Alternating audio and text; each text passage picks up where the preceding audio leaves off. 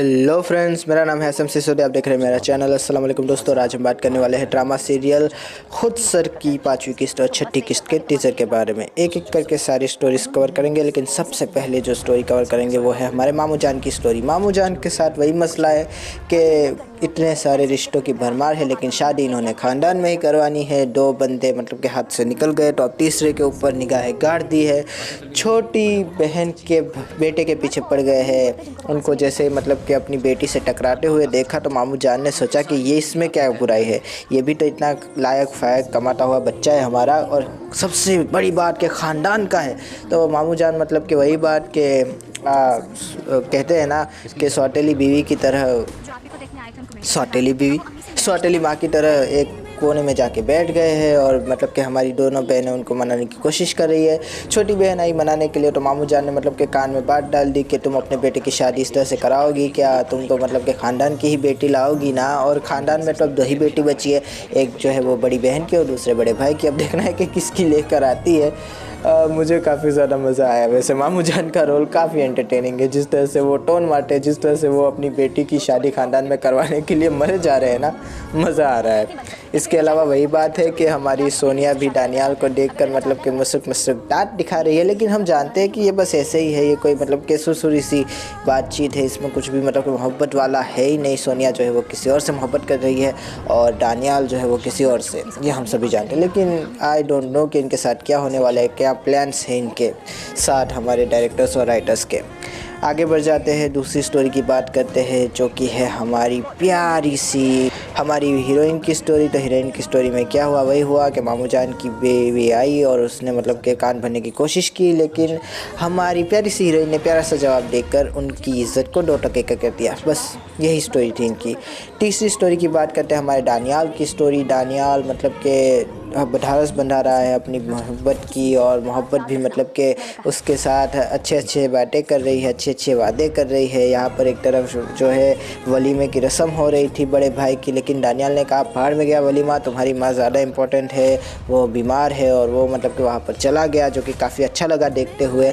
और फिर वही बात है कि दोनों बात कर रहे हैं कि मेरी माँ मेरी शादी करवाना चाहती है और तुम्हारी बहन की शादी नहीं होगी तब तक तुम शादी नहीं कर सकते। तो अब देखते हैं क्या होता है, दोनों के बीच की कशमकश बढ़ रही है। लगता है कि दोनों अलग हो ही जाएंगे, कम से कम मुझे ऐसा लग तो रहा है।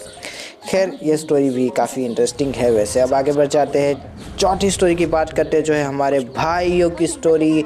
बड़ा भाई मतलब कि उसकी बीवी को सुहाग रात की सेज पर सजाने के लिए शाज़मा लेकर आई, लेकिन वही बात है कि शाज़मा ने कह दिया कि ये मेकअप कहाँ से करवाया, ये तो बेस काफ़ी हैवी है, ऐसी है, क्रीम है, ये लग रही है, पेस्ट्री लग रही है, वही सारी बातें। तो भाई मतलब कि वो अंदर एंटर हुए तो कहा कि तुम बैठो मैं चलती हूँ। तो वो कहते कि ये तुम क्या लगा रखा है, रिश्ते में बड़ी है, तुम्हारी इज़्ज़त करो, अदब करो।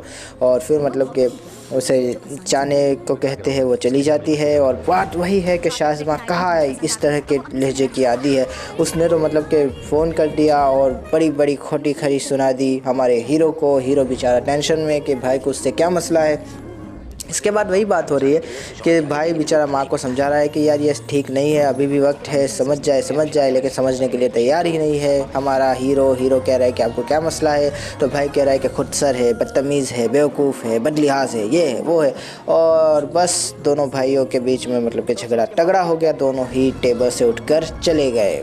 माँ टेंशन में, बहन टेंशन में, भाभी भी टेंशन में, कह रही कि इतना ज़्यादा मतलब कि उसको ना आप टिल डे क्यों कर रहे हैं ये सब, उसकी खुशी है तो उससे शादी करने दें। बस बात यही है, दोनों भाइयों के बीच की खाई बढ़ती जा रही है दिन ब दिन, पता नहीं क्या होगा एंड में जाकर। फिर हमारी मेन स्टोरी शाज़मा मतलब कि शाज़मा ने हॉरोस्कोप देखा, कहा कि आपको झटका लगेगा, और झटका लग भी गया कि वो गई थी बड़ी हसरत के साथ, बड़ी ख्वाहिशों के साथ, बड़े अरमानों के साथ मिलने के लिए। और जब हमारे बेचारे शावेज़ ने मुँह खोला तो पता चला ये तो मामा के ऊपर डिपेंड लड़का है, प्यारा सा। शावेज़ अच्छा लड़का है, अनफॉर्चुनेटली उसने जिस तरह से सच्चाई बता दी, जिस तरह से उसने एंड में जो सीन किया, काफ़ी अच्छा लगा कि जिस तरह से उसने कहा कि मैं चाहूँ तो तुम्हारे जो है ख़ानदान में जाके सब कुछ बता दूँ, तुम्हारे ससुराल में जाके सब कुछ बता दूँ, लेकिन मैं ऐसा नहीं करूँगा क्योंकि मेरी तरबियत जवाब नहीं देती। तो काफ़ी अच्छा मुझे कि लगा इसका कैरेक्टर। मुझे लगता है कि इसको आगे लेकर आएंगे। मैं श्योर हूँ कि इसको 10 एपिसोड या 20 एपिसोड के बाद ये वापस आएगी इसकी एंट्री। ये ऐसे ही मतलब कि चला नहीं गया है। मेरी छठी उंगली कह रही है कि ये वापस आएगा ड्रामा में। फिर बात वही है कि शाज़मा बेचारी मतलब कि हॉरोस्कोप देखती हुई अपनी किस्मत को मलामत करती हुई घर आई, तो घर पे पता चला कि हमारे हीरो की तो प्रमोशन हो गई। शाज़मा खुश हो गई। जिस तरह से माँ को बाटली में उतार के उसने कहा है कि मैं आपकी खुशी के लिए जान भी दे सकती हूँ, शादी क्या चीज़ है। काफ़ी मतलब कि मुझे मज़ा आया कि जिस तरह से चिट भी मेरी पट भी मेरी शाज़मा कर रही है। फिर वही बात है कि जो मेहंदी का सीन आया तो उसके अंदर भी वो सारी चीज़ें हो गई कि वो हमारा